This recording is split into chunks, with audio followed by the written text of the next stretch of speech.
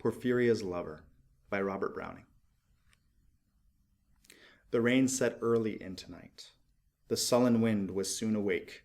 It tore the elm-tops down for spite and did its worst to vex the lake. I listened with heart fit to break.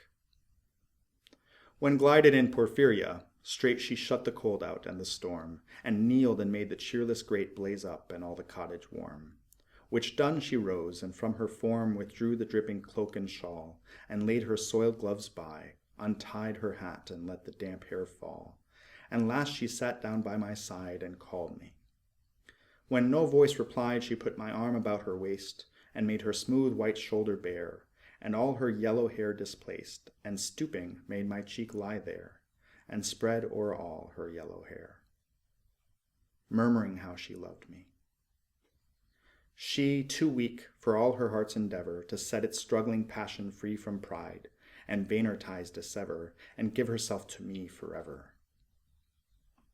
But passion sometimes would prevail, nor could tonight's gay feast restrain a sudden thought of one so pale for love of her, and all in vain.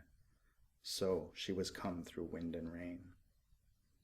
Be sure I looked up at her eyes, happy and proud. At last I knew Porphyria worshipped me. Surprise made my heart swell, and still it grew while I debated what to do. That moment she was mine, mine, fair, perfectly pure and good. I found a thing to do, and all her hair in one long yellow string I wound 3 times her little throat around and strangled her. No pain felt she. I'm quite sure she felt no pain.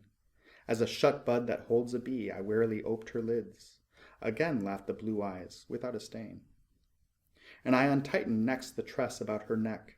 Her cheek once more blushed bright beneath my burning kiss.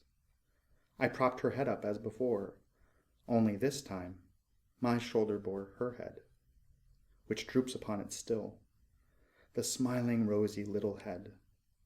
So glad it has its utmost will, that all it scorned at once is fled, and I, its love, am gained instead.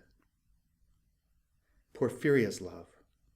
She guessed not how her darling one wish would be heard. And thus we sit together now, and all night long we have not stirred. And yet God has not said a word.